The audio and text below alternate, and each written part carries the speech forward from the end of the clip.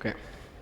On September 5th, 1977, NASA launched its spacecraft Voyager 1 into space with the mission to explore the planets of our outer solar system, like Jupiter and Saturn. Later, on its journey towards the stars, and around the distance of 6 billion kilometers away from our planet, which is not even outside of our solar system yet, the famous American astrophysicist Carl Sagan went to NASA and suggested that Voyager 1 would turn back its cameras towards Earth and take one last picture of us from this distance. This idea was debated for a long time because this spacecraft had very limited camera capabilities. So they basically had to choose between pointing it towards Earth, where we might find a picture that would become inspiring, but have no actual new knowledge that we didn't already know. Or they would point it outwards into space, where we might find something that mankind didn't encounter yet. Hello, everyone. My name is Samy, and today I'm going to talk to you about why philosophy can be important in our lives.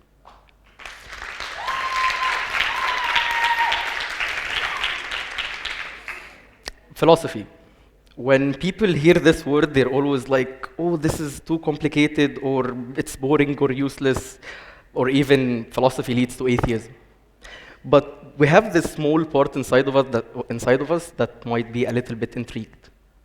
So let's know what the word philosophy actually means in its ancient Greek origin.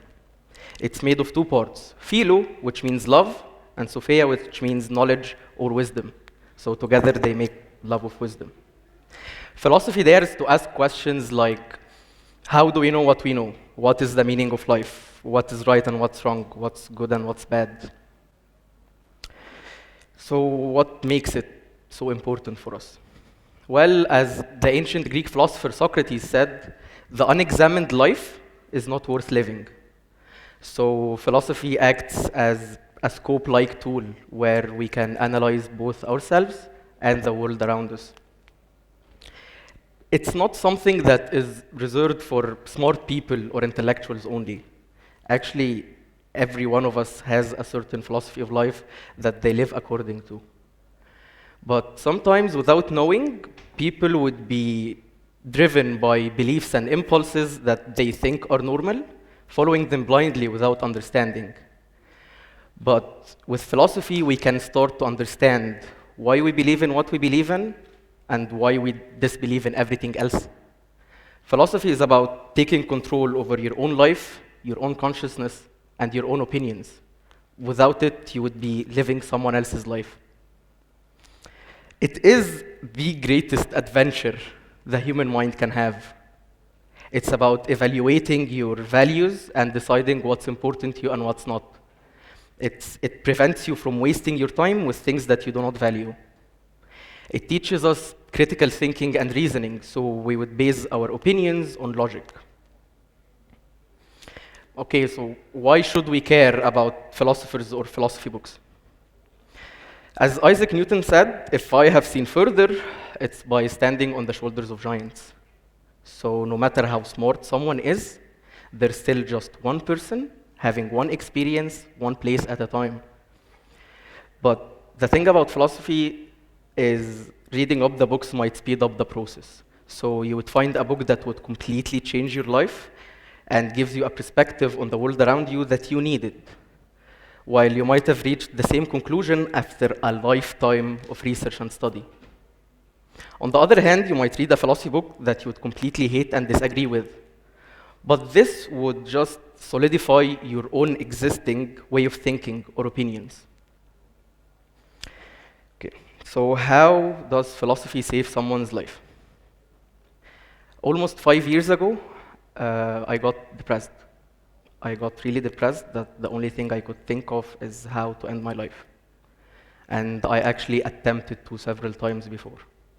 I kept questioning my self-worth, kept questioning my purpose here on living, and I lost hope in everything.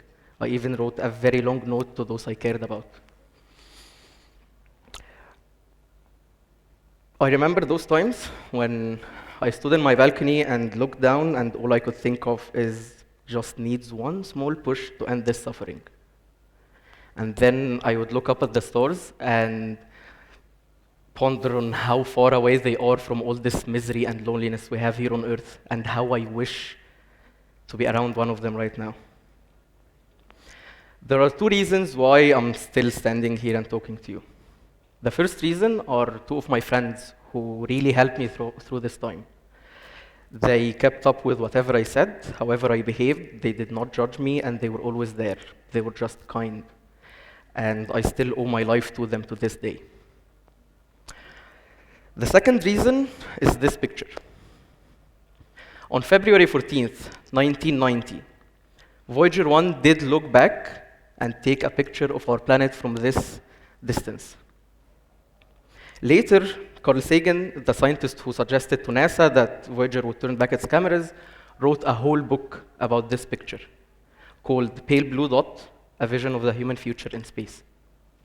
And in it, he reflects on how this small pixel that I don't even think that you can see encompasses all of our history, conflicts, achievements, hopes, everything. And he also reflects on how most of our actions are just downright illogical. He says, think of the rivers of blood spilled by all those generals and emperors, so that in glory and triumph they could become the momentary masters of a fraction of a dot. So it might seem hard to understand or grasp that Earth is just this speck of dust swimming in nothing. But that should not depress us. As Carl Sagan continued saying, the cosmos is also within us. We're made of star stuff. So to elaborate on that, the atoms that build the world around us, the atoms that make up the human body, can be traced to the earliest stars in our universe, where these huge stars cooked the light elements like hydrogen and helium in its core into heavy elements. Then, by the end of their lives, these stars expanded, went unstable, exploded, scattering the rich components across the universe. Components like hydrogen, carbon, nitrogen, carbon, and oxygen, and basically all the fundamental ingredients to build life. These ingredients became a gas cloud that condensed and formed the next generation of solar systems, stars with orbiting planets. And those planets now have the ingredients for life itself. So that means that me, you, plants, animals, everything around us were made of the same elements. So later, when I stood in the balcony and looked at the stars, they didn't seem far away anymore. And they didn't seem close to. They just felt as they're a part of me as much as I am a part of them.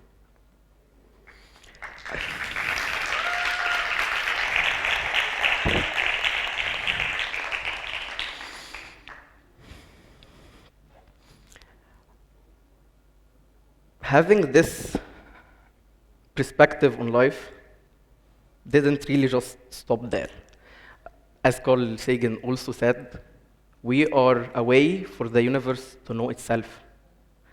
So realizing that I am the conscious part of the universe and I am the universe trying to know itself, I decided that I'd explore the world as much as I can, especially through philosophy. And that's where my journey started. More than a year later, I joined a philosophy workshop, a certain student activity, and there we were encouraged to share our deepest questions and discuss them without fear of being misjudged or misunderstood. I didn't find any answers there. I just found better questions and a reason to keep on living. One day we had this trust circle and we were asked to share a personal experience. And it was the first time for me to share my experience with depression in front of people. That day changed so much in me that later on in that year, this student activity had an open mic event, and I got up on stage, talked about my experience, got out my suicide note, and tore it apart. I did that because I realized my life doesn't have to have a meaning for me to keep on living. I can create my own meaning myself. I can't deny that I learned more than I can begin to describe from philosophy books. But I think the most important philosophies that I learned came from my friends and those who were around me. I learned what it means to be kind, because all of us are suffering one way or another, and sometimes just having someone there is more than enough. I realized that there is a joy to asking questions and discussing them, that this is what makes life fun, and sometimes not knowing the answer is what makes life worth living. I realized that this joy can be transferred to other people. So last year I was lucky to become the moderator for this workshop with 2 amazing partners, and it was the best experience I've ever had in my life. Since the last day I tried to end my life, and I saw that every passing day is a bonus, and that since death is coming anyway, might as well just try to enjoy it as much as I can, and when it comes, I just greet it as an old friend. My life, just like any other life, is a set of memories, a story. So make it a good one.